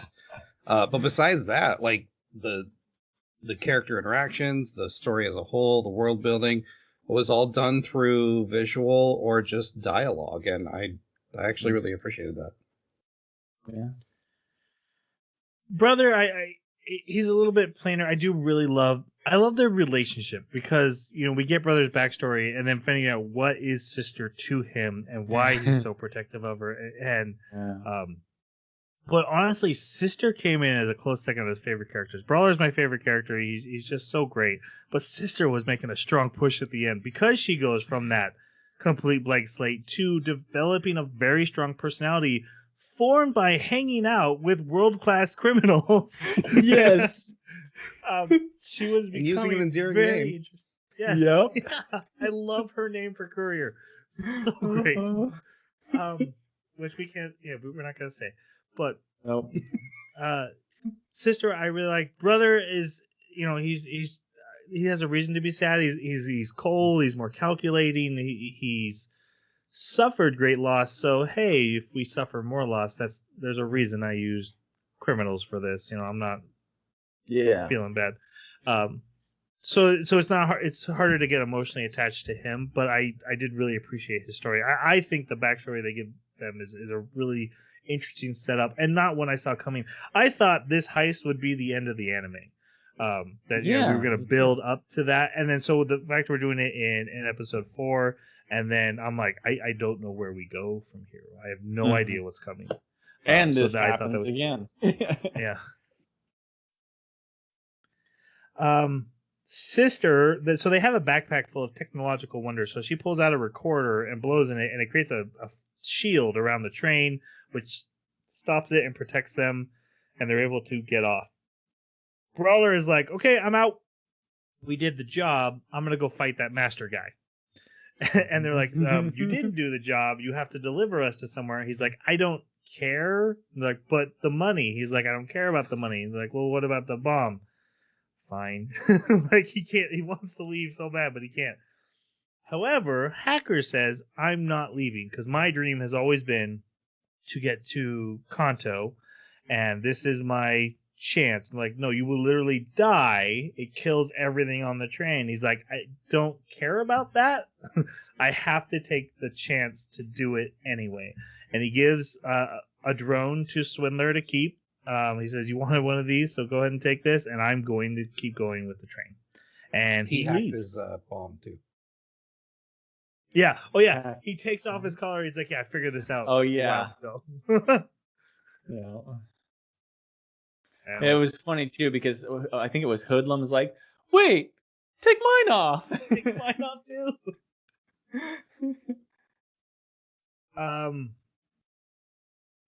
Pupil and Master are recovering in the hospital. The Akudama go hide in some broken buildings because this is like where the bomb had dropped, and the war was, so they're in broken buildings hiding from the rain. Doctor is demanding answers. Swindler is like, they're just kids, leave them alone, you're being a bully. Doctor's like, you are manipulative and I am onto you. That's right, because Brawler like gets all sensitive about, you shouldn't be bullying people. You're a bully from anyone that comes from Brawler. I love that. Brother reveals that he has coordinates to get to a place called Expo Park that he wants to go to. They need to take him to that, and then the job is done. The executioners are suspended by their boss, and they're not allowed to help. But Master's like, we're not going, and then he sneaks off and goes by himself. Yep. The Akudama have the kids have a magic lunchbox that'll make any food you want except soup. It'll make red wine come out of nowhere, a whole bottle, but not soup. Yep. So everyone gets to eat, and the Master, they go to sneak back into the city, and Master is there waiting for them. So they have this big fight, and Brawler takes on Master himself, while Courier takes everyone else on his bike to escape them. Hang on. There is one scene here because a lot of them fight against Master, and Cutthroat gets isn't this where Cutthroat gets his legs taken off? In a minute. Oh, I thought it happened here. Okay. Also, one thing we did skip over real quick. It was interesting that not only did they know, like the boss's superiors knew the Akudama hadn't died yet, but this was a really big failure on their part, and she even goes to Master and Pupil's like room, or like, hey, you guys failed bad. Like this was a big mess up. Mm-hmm. Yeah. So yeah, the big fight with Master starts, and so Courier doesn't escape. He cuts Doctor in half. He beats up Brawler. He beats Cutthroat, who gets pinned under wreckage. Cutthroat cuts off his own legs to go and help defend Swindler, but then stabs through Brother to stab Master. And then Brother ends up being okay, and this is where I thought, like, oh, he was a robot, because there's like electricity sparking on him, but that's not what happened. He actually just has super healing. He is literally immortal. Mm-hmm. He's Wolverine without the claws. Yep. And the training. Doctor comes back. She has sewed herself back together. She puts Cutthroat's legs back on. And then Brawler and Cutthroat end up fighting on their own while everyone else runs away. And they're in this old amusement park. They're like on top of a roller coaster. Brawler's punching himself in his hole where he got stabbed earlier. It is reopened up. Master is bleeding. A lightning bolt hits the Ferris wheel in the background. The entire park lights up. It is one of the most beautiful fight scenes I've seen in a long time. It was fantastic. Like every drop of rain in slow motion as they go to punch each other. And Brawler's like, come on, you're having a good time. And Master's like, takes off his mask. I kind of am. And they just start going to town. I love how he turns his lightsaber off and like just kind of puts it back on his belt. He's like, you know what? Yeah, it's time to go fisticuffs. Let's just... And they fight all the way till they end up on a bridge, and at the pupils running to get there to her master. Hoodlum has gone back for Brawler, and they run up and they just punch each other, and they both fall down and start dying. Yes. Dude, there's a moment where Brawler like looks down, he's bleeding, and he just starts punching the wound because brute force solves everything. We call that the Kylo Ren move, right? Yes, exactly. Yes. But yeah, so they're both dying in the rain. Pupil, she drops her lightsaber and goes, but then Master gives her his, and he tells her something. I don't think we get to see it, but eventually we learn he's like, you need to live on. And we had heard a story from Boss to Pupil that, hey, you know, the reason I assigned pupils to masters was so that they wouldn't get themselves killed. If they had something to live for, something emotionally tie them to, they would quit sacrificing themselves to kill 80% criminals. loss rate. Jeez. Which, hey, if you ever wonder why Batman keeps her Robin around, for some reason. Gotta have a reason to come home. Anyway, when Hoodlum sees Brawler's dead, he picks up Pupil's lightsaber and attacks her, and then we see her. She's in the hospital and her eye is gone. But she has both lightsabers. And I was really Hoodlum, confused. I thought Hoodlum claims was to dead. have killed her. Yeah. When I saw the two lightsabers, I was like, oh. So she killed Hoodlum too. Okay. That was my immediate thought. Meanwhile, Brother and the rest have reached their coordinates. They and reveal that there's extra numbers on the coordinates, which are for a depth. So they find a secret elevator that they open up. Hoodlum comes back to them, and he's like, hey, guys, Brawler died. And Brother's like, I don't care. And so Hoodlum gets really upset and grabs him, and he drops this little bag, little sewn together sack. And then eventually Hoodlum apologizes and gives him the sack back. And then they go down into the underground to the park. And there's this big park with this big tower in the middle. And as they go to the park, they're learning about, hey, humans used to go to space. That was a thing that we used to do. And then this is where Brother tells his backstory, which he was in a facility of immortal children. And he was experimented on every day, where they would cut off his head, and very Ajin style, right? Like, apparently in Japan, if you are immortal, they will kill you over and over again to make sure it works. But none of the other kids are ever experimented on. And he's always like, that's fine. I can handle it. As long as my friends aren't hurt, I'm fine. And then one day he wakes up from the experiments and all the other kids are gone.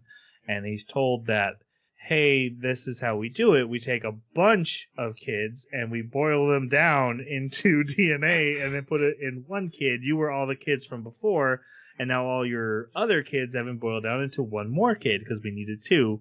And now meet your new sister. And also all his friends who he loved, all their like bodies are like underneath him in a water tank. Yeah, they're like slapping up against the bottom of the floor, the glass floor with their cheek. It's horrifying. And then, so eventually they're turned into sister. He meets sister and he's very protective of her, not just because she's her sister, but because those literally is like the spirits of his best friends melted into her. So he takes care of her. And the small right? The small sack was a gift from those friends before they died, and their caretaker was the robot cat. And so when the robot cat locks them in the vault, he gives them... Was he trying to help? Is like, I'm going to help you escape. Here's some stuff. Yeah. He says this is what they get for giving an AI compassion. And so presumably he gave them the hat, gave them the backpack. Lunchbox, yeah. And the hat basically gives them the not magic just electro. box. Yeah, exactly. It gives them not just like control over. It's basically like a super high-powered hacking cell phone, but it also lets them reconstitute the cat and use that. Did he also give him like 10 billion yen? Because he's been paying these guys money. Yeah, he must have. He must have. Right. Yeah. Yeah, so the kids reveal their plan is to get in the rocket and go to the moon. They can't die there. They have the backpack. They won't be able to find him on the moon. So he releases all the bomb collars. He's like, "Thank you very much. Here's your $1 billion." Goes to get into the rocket, and Doctor attacks them. Like slices up Sister, tries to kill Swindler immediately. So Cutthroat gets real pissed off and starts attacking her. And then the cops arrive, and I threw my arms in the air and I yelled, "I was right!" Because when I had looked up that this was made by Danganronpa, it also said that they loved Reservoir Dogs, and if you know the plot of Reservoir Dogs, there's a cop among criminals, and the Bunny and Shark had said executioners go undercover, and I'm like, okay, I'm onto you, anime. I bet you there's an undercover cop. And I was like, yes. And I even said it was Doctor, and it was, except for she's not an undercover cop. She's just a regular trader. And I was like, oh, close. So but close. I was excited, and then I was defeated. So that's pretty standard for me. So all in a day. Minor success, minor failure. Yep. It's like playing Rocket League.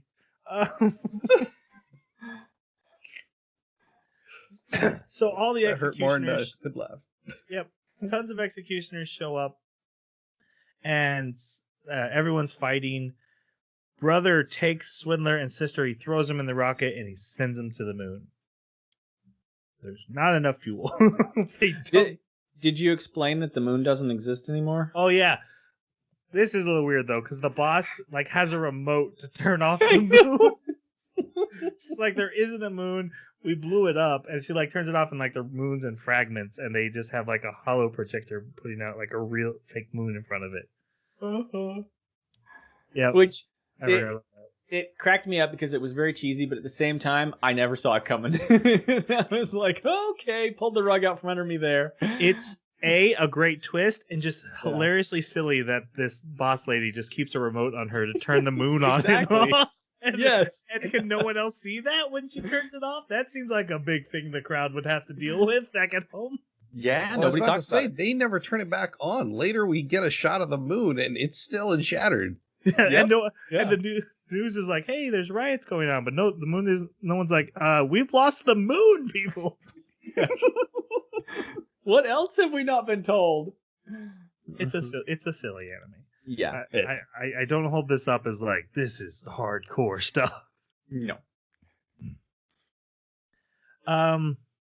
Yeah, and their rocket comes crashing back down. Two things I wanted to pause to mention because I haven't yet. One, since I watch the OP all the time, it actually evolves at this point and evolves later. From this point, it keeps evolving. As hairstyles change, hairstyles in the OP change, colors, the neons start getting darker. It was really cool. One thing I haven't called out, I meant to do it in the first episode though. This anime has some of the coolest scene transitions ever. Yes. Literally like pieces of set falling into place or sliding up as they transitions to the next scene. I don't know if I've ever seen that before. It was very slick and very cool, and I loved it every time it happened. Mm-hmm. All right, so the rocket crashes, and Swindler is able to get Sister out of it, even though she was pinned under wreckage. But of course, she's immortal, so she's not actually hurt. And they start heading towards the city. Doctor, as part of her bargain, is no longer an Akudama, so she is not a criminal at all, and she is studying the children's blood, and she's like, this is awesome, and then she murders a bunch of scientists that are in the room, and then she walks out with the blood. Still not an Akudama. That's still not enough to be an Akudama. I guess you're only an Akudama if you get caught. That seems like an Akudama slogan. You're only one of us if they catch you. That's right. So yes, Swindler gets to Kansai. They try to buy some food, and it just pulls up her wanted. But she it's like if you're super wanted and you use a debit card, and then they're like, "Oh, hold on, I'm not calling the cops." Yeah, we found you. Posters go up everywhere, like holograms of her face are everywhere. She starts running through the city. People are freaking out. There's a S-class Akudama among them, and they have to go hide. And they end up in an abandoned factory. Meanwhile, Hoodlum is also hiding in the city, and he goes to like buy some drugs, but then Doctor finds him and convinces him to join her side. And he knows where the kids are, probably because he put a tracker in that little bag. And he's like, so I know where that little bag is, and I can take you to the kids. And she's like, fine, I'll keep you along, and I'm going to make you a man. And I thought that's really metaphorical, and then it wasn't. Oh. Right. But I absolutely loved the interaction between the two of them, because we do get to see the room after she makes him a man, right? And he's terrified by everything she says. And it's so well done, because she's just having this casual conversation about her motives. And you see him, and he's sitting there in the bed, and his mouth just keeps contorting, and he's like, like, he doesn't know if he's dead. Yeah, what is he dead the next moment? Is she gonna throw one of her scalpels and just pin him to the headboard? You know. So I thought that was a really cool step for him, seeing his character in that situation. Swindler and sister go to an abandoned building where they find some canned food to eat, and they bathe. Swindler cuts her hair. My wife was not a fan of the haircut. Yeah, me neither. But the anime also calls that out, because shortly after, some criminals come into the building. They attack them. They're gonna sell them as sex slaves, and they're like, "You should grow out your hair. You'd be prettier." Yeah. And technically they're right, but also I don't want to agree with gross rapist sex slavers. So keep your haircut, girl. You do you. And it was. Hey, I need to hide my identity, but also I've transformed as a character. I'm no longer a girl. I am a. She's literally calling herself Big Sister now for this little girl. I'm really becoming her role model. Swindler murders almost all of them as fights back, cuts one open with like a tin can, shoots another. The last one survives, but then Courier arrives and saves them. And then he takes them to they ask him to help. He's like, I'm not going to help. I'm like, well, you're going to help, clearly. Yeah. I did think it was they earned Swindler's fight scene, because after seeing all of these Akudama with their spectacular abilities and just destroying, she doesn't. Everything with her is just out of desperation, and I was kind of looking at that going, how is she able to do this? How is she able to pull off these attacks and everything? She's just the ordinary person. But they had just gotten done telling us that in the Executioners, you actually fight better when you're fighting for somebody else. And that's just the situation that they put her into. So I thought they earned that too. Otherwise, I would have been complaining about that one. And the fact that he kept losing the fight and just kept going and was willing to just get brutal, it felt very scraping by to win. And it got a little dark too, and I'm not going to go into details, but it was a little rough.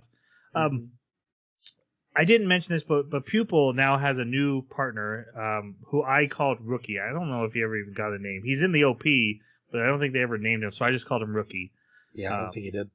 And their guarding brother back at Executioner headquarters, Courier, who's now agreed to help, tells Swindler, let's go to Executioner headquarters. And she's like, let's go to where my old job was, where the information used to be. He's like, that's dumb.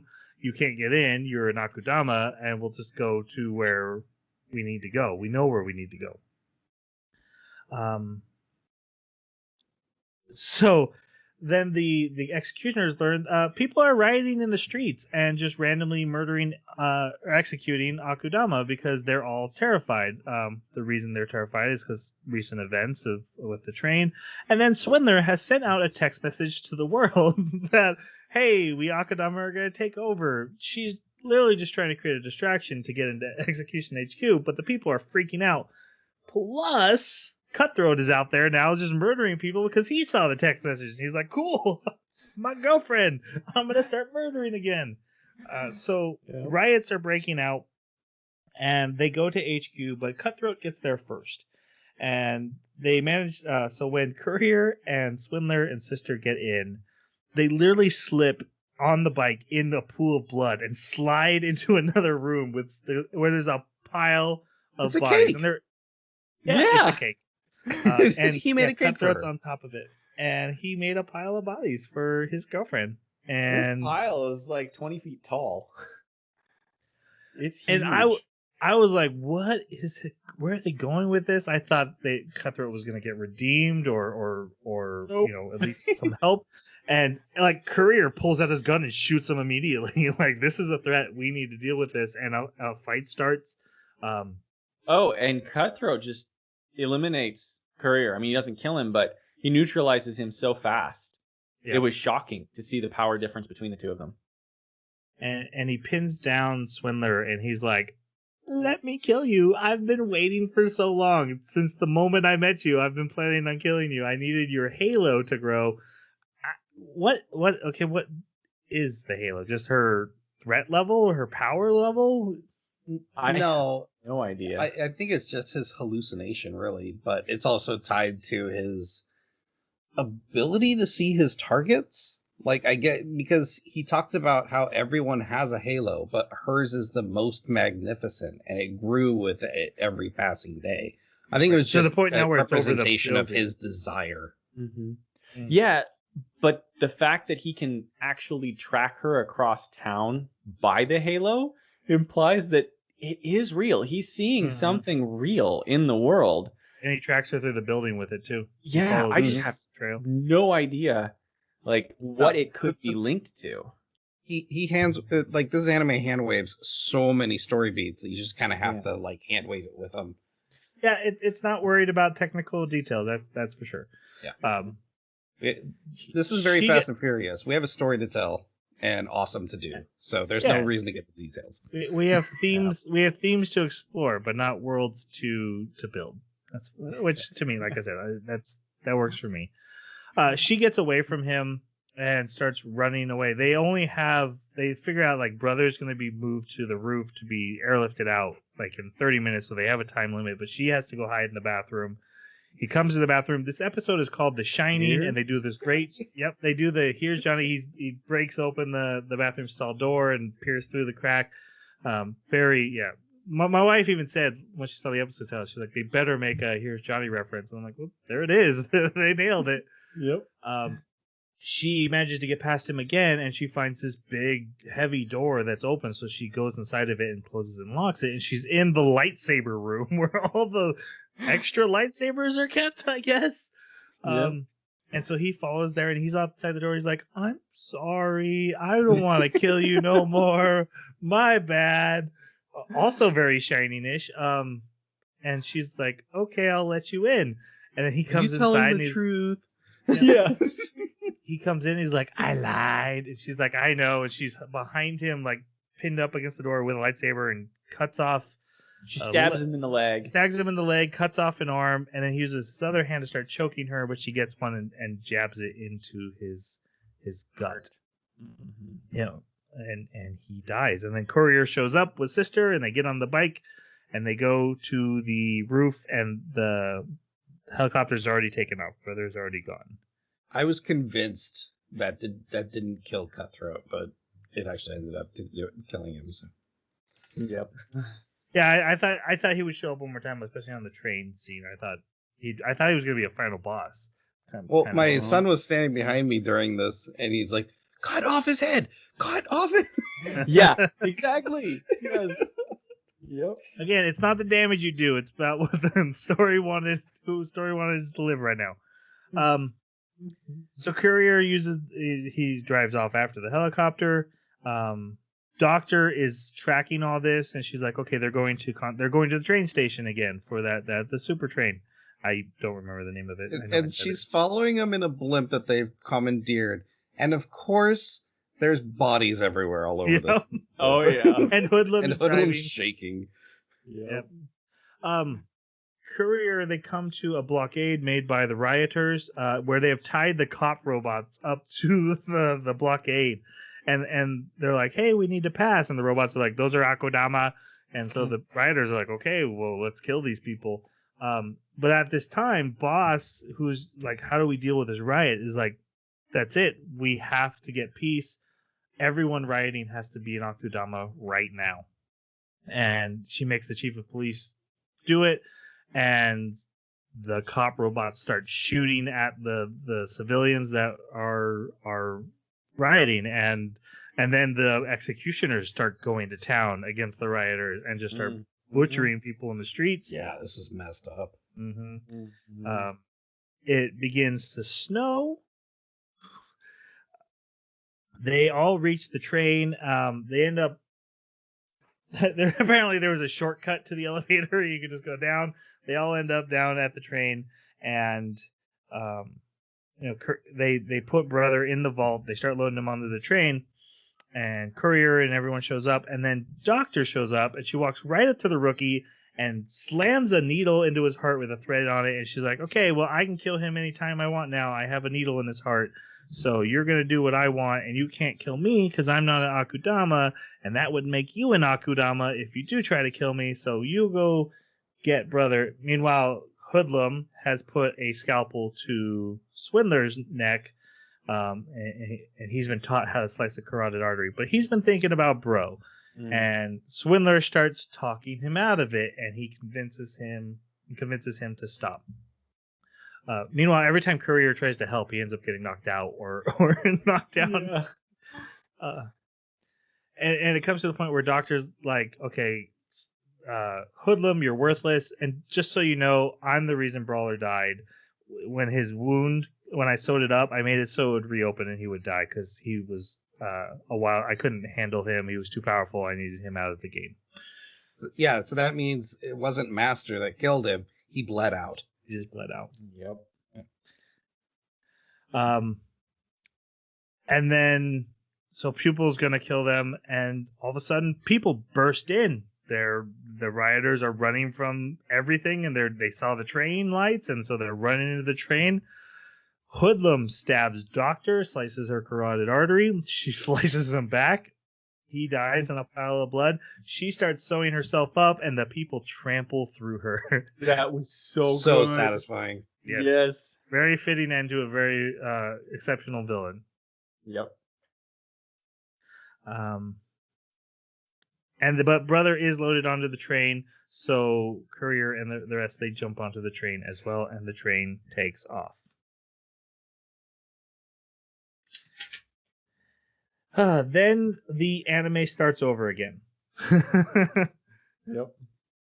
I got really confused. I had to flip back. I was like, "What episode am I on?" Yeah, my wife was like, "You started it over again?" No, I think they're doing a thing. Yep.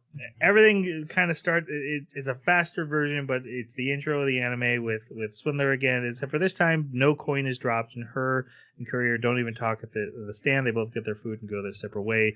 And she's living her happy life, except for she has a drone from Hacker that falls out of her bag. And when she touches it, it takes her back to the Takoyaki stand. And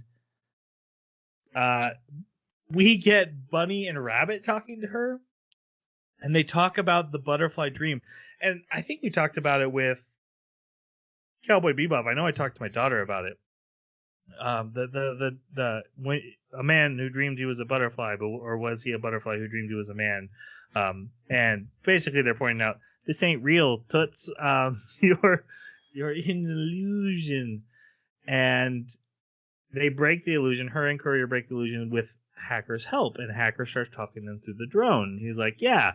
And no one's on the train anymore. Everyone's gone. And he's like, yeah, I was able to save you guys. Luckily, you had that coin in common, which has been coming up a lot in the anime. They always talk about this coin. Hey, I want to give you the money back. I don't take money back.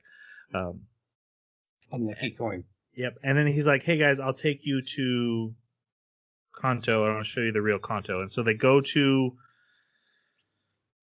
flying debris in the void. It's so dumb. Where gravity is optional.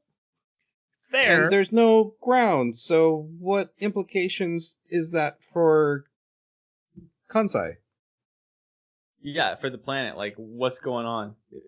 How Like, is if there the this moon's in void here? tatters, and all we have is blue nothingness underneath. Well, we don't have the camera pan down so we see how deep it is. It could be a bowl-shaped crater of nothingness that's only a There's mile nothing in the deep. distance either. Yeah, but that only is as far as the horizon lets you see. It doesn't It- necessarily have to be that far. Sure, and again, we don't need to get into details because neither does the anime. I just saying that this was kind of an immersion breaking scene for me. But I liked it because it showed that outside of the bubble of Kansai, they don't have a clue what's going on. They're and basically there's in a no little gravity. shell. Huh? And What's there's that? no gravity. Well, I mean, they demonstrate that it has the power to control gravity, this quantum computer up there. So, like, yeah, there is no gravity out here, but it emphasized that Kansai is in such a controlled city. They don't even have a clue what reality is, and I kind of like that part of it. I do agree that like the quantum computer that we get introduced to, basically, that has all of the Kanto citizens living in a virtual reality, more or less. They've uploaded their brains.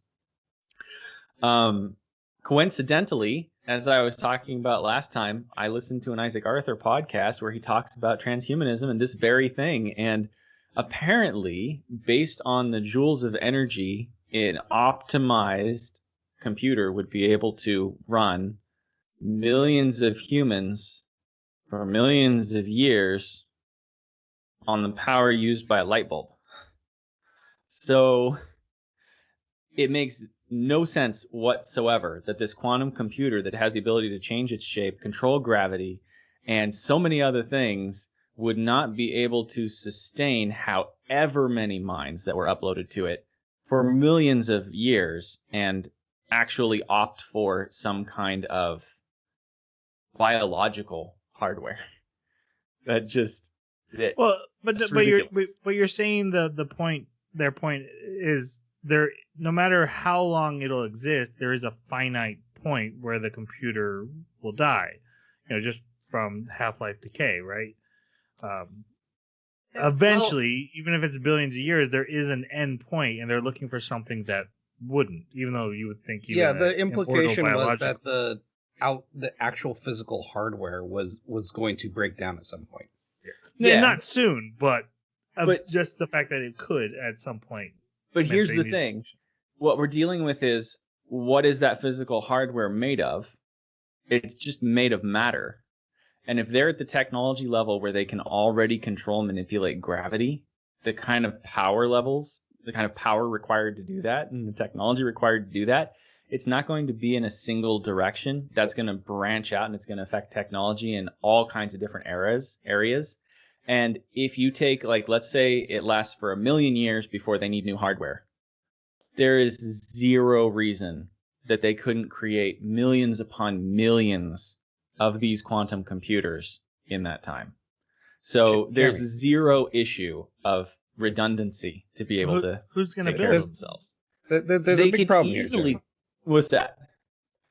You're getting into the details. This I anime know. doesn't get into the details. But They've got fun to do.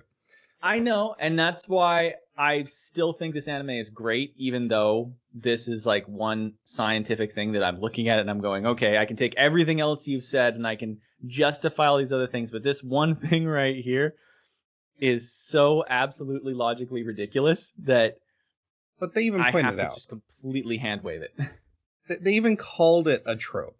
Like, in this moment, during the dialogue, and they're talking to each other, like, what a twist. They're like, oh, I know it's such a trope. Yeah. And he Yep. does say something about that. Like, this is something you would read in a sci-fi story. Yeah. He does say something like that, yeah. Yeah, he All literally uses the word trope in the dialogue. It's like, okay. Yep. Sure. So, like it has been revealed, Kanto is actually a supercomputer made of brains being uploaded. Jason would like it better if it was underwater. Wink, wink to that video game. But because the computer they feel would not last forever, they wanted something that would last forever, so they are uploading the computer into the brains of two immortal beings, which is what the children are for, and they're already being uploaded into. They're literally up there suspended in space with all these like roots going into them. Swindler jumps at him, gets sent back down. She tries again, almost impales herself on Rhubarb.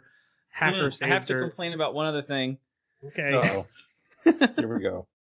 I'm sorry. I just have to.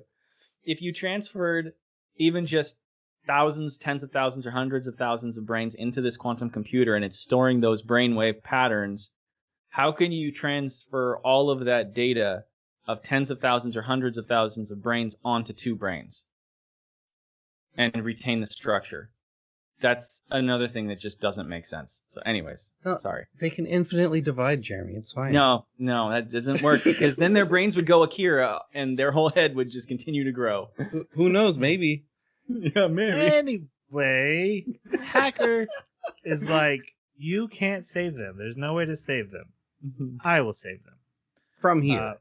Yes. Mm-hmm. And do know that we're talking to a hologram hacker. Hacker's dead, and his brain is already uploaded. He was able to find a way to keep his identity separate and be able to manipulate the system.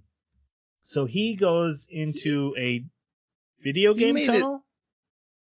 He made it implied that the decontamination zone was not a place where you died. It was a place where you got uploaded to this machine, and then your body was destroyed.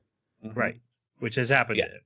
So, all those people that boarded it, that's where they went. Yep. They all got uploaded. Mm-hmm. Which there is zero. Which is why the train let them on. The train literally opened for all those people because they wanted more people to show up, I guess.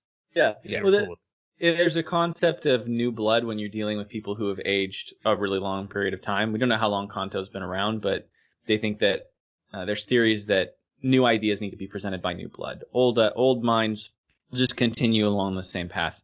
But there's zero reason to destroy the bodies when you upload the brain. Zero reason. It takes additional energy to destroy the bodies. That was another thing where I was like, okay, that part doesn't make sense either. There should just be bodies left in the train. Like, why vaporize them? And if it was something that vaporized organic matter, we have to get past Kanto. No, because you could clear the brain. We're so close to the end of this anime, and Kanto has literally absorbed everything. But it literally, like, they targeted these individuals after upload and then fried them, which means it's a deliberate targeting mechanism. Otherwise, Swindler and Courier would be fried too. Right, they did survive it. I get what you're saying. It doesn't make sense. It doesn't.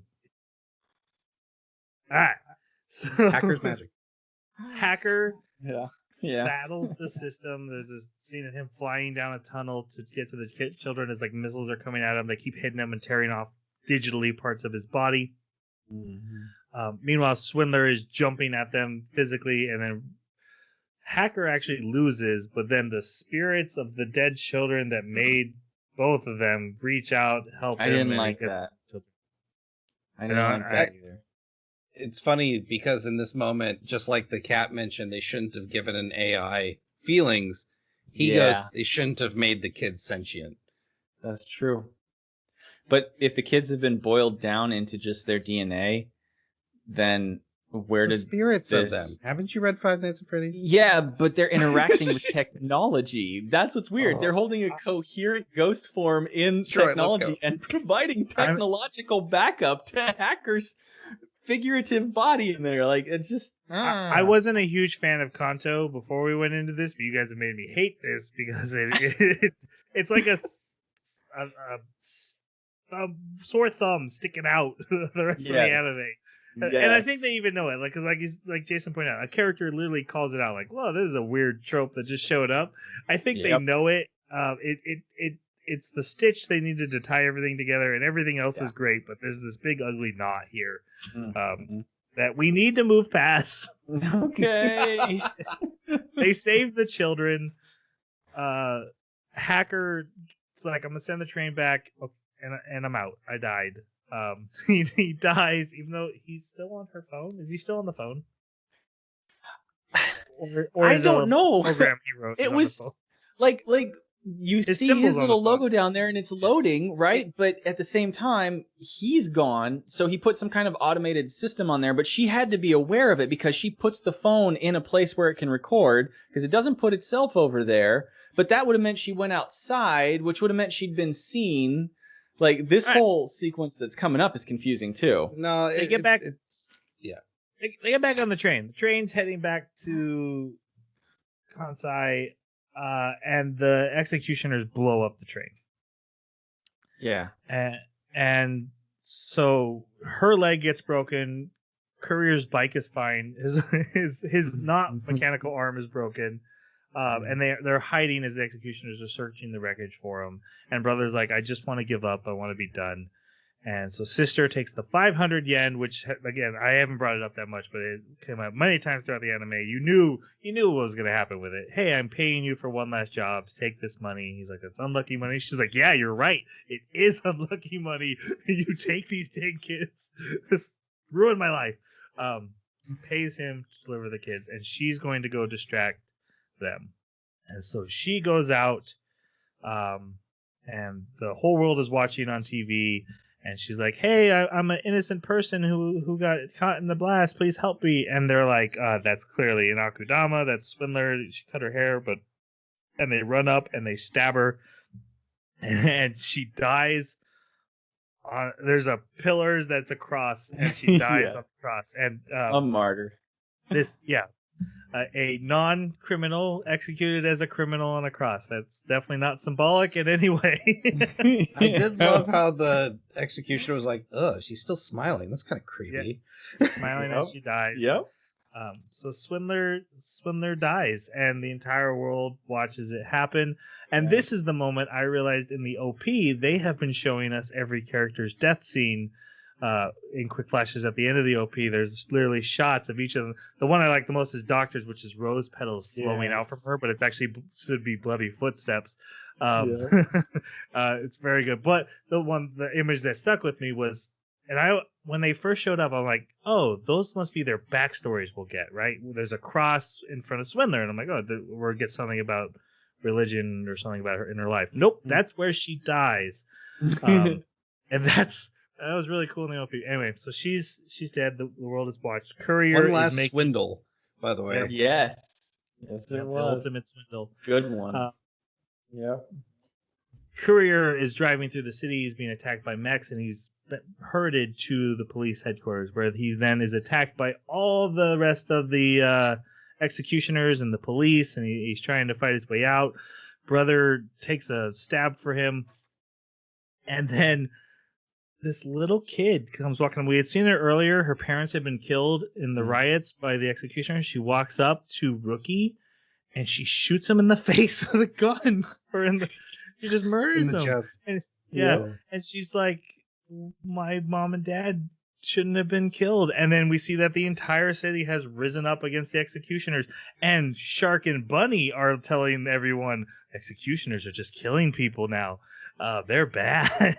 Dude, it is chilling because her face is down, but like the pupil has her like in an arm lock.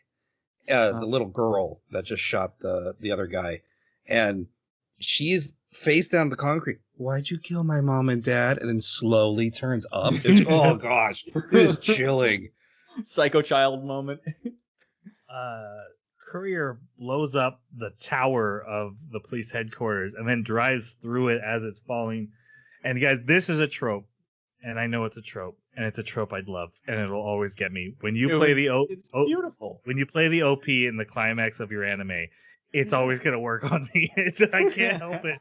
It's cheap, it's easy, and it works. I'm like, oh yeah, kiss me, yeah. Using his Spider-Man Attack on Titan thing to go through the internals of the tower. Yep. And he drives out into the snowy desert, and they get to this lone tree, and he's been hit and he's bleeding. So he tells the kids to get off and tells them the coordinates I promised to deliver you to, which they got from Hacker, which might be a safe place. It's over those mountains. Gives them the 500 yen, and he's like, keep going. And then he goes back, and there's 3 of the executioner ships flying at them. and he battles them, and he takes out 2 of them as his bike is overheating.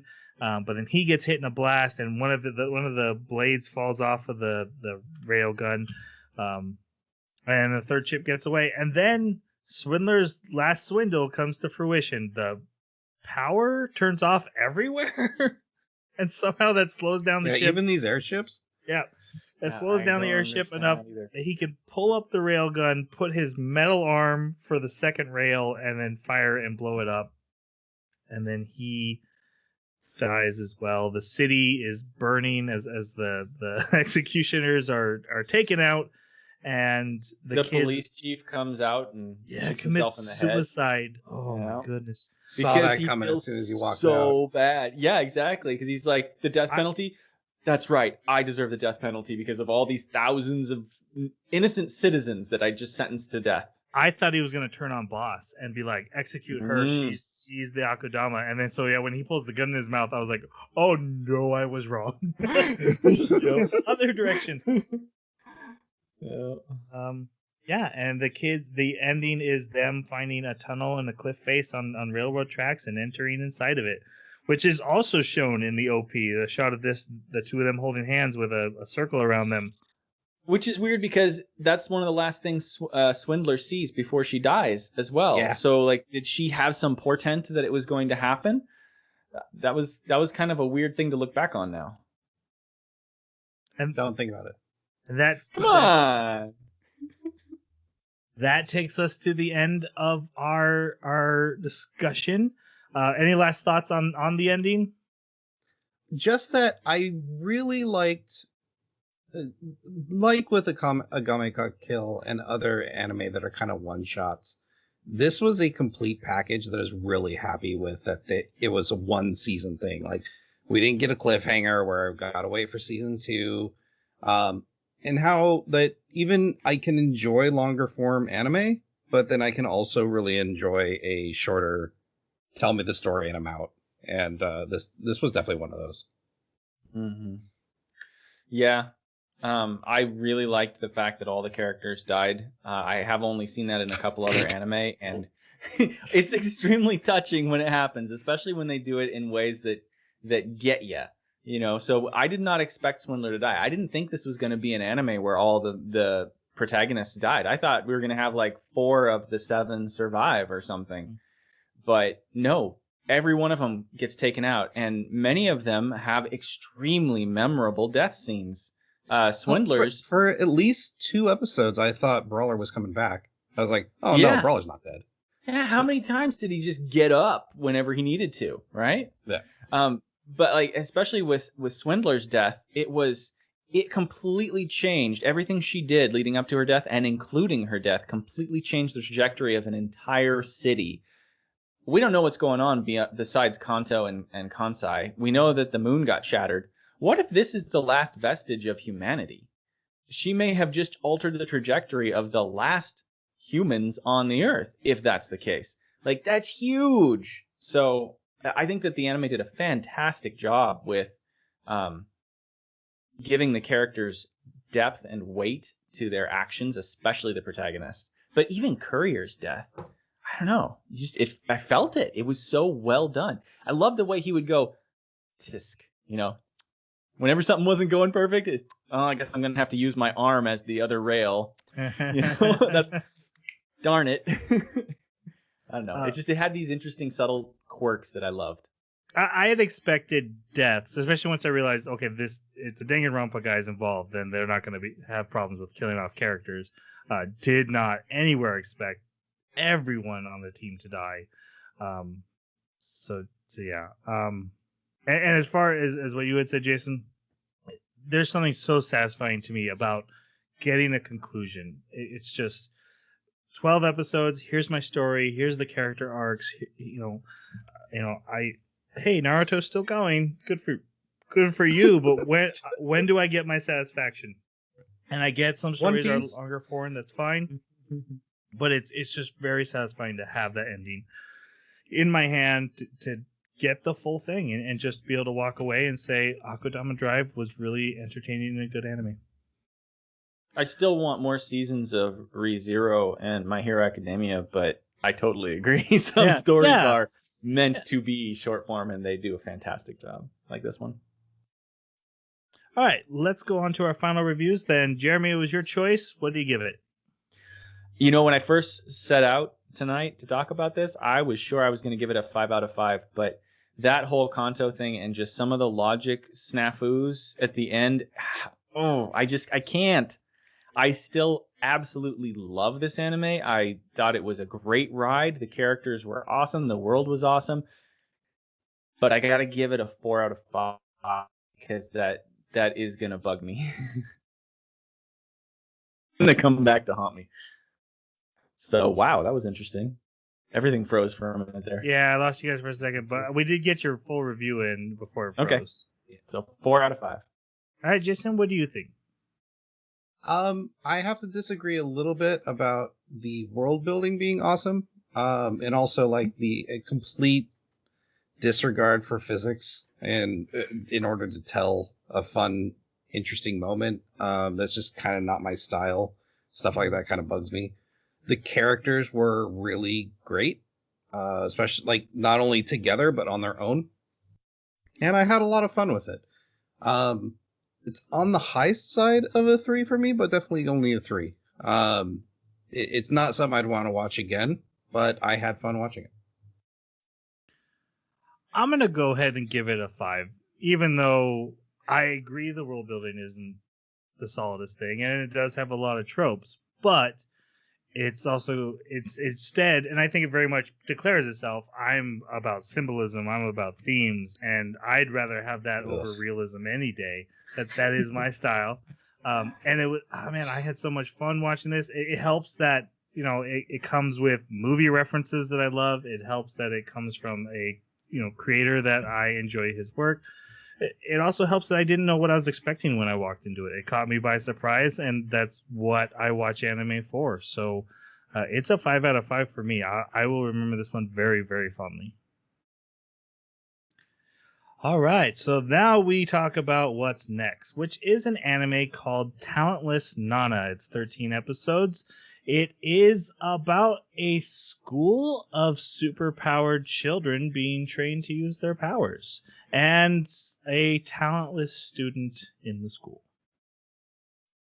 Named Nana. Not Deku. Not Deku. Not Deku. I'm not going to say more, but I look very much forward to talking about this one. And yes, I do know. Yeah, I know. For those who know, I know. They don't know. They'll know soon. I don't know. It's so pink. So pink. So pretty. Don't read about it, Jeremy. Okay. Just go with it. Go with this one. You got it. I think you'll enjoy it more if you go in blind. Yep. Okay. All right. That is our next anime. For those who want to talk about Akudama Drive with us or any other anime we talk about, you can reach us on our Twitter at Baka Podcast. You can reach us on our email, theanimebakaclub@gmail.com, or leave a comment wherever you found the podcast and it'll get back to us. We really appreciate you guys listening and for joining in that discussion with us. So let's go ahead and say goodbye. Thanks for listening. See you next time. Sayonara.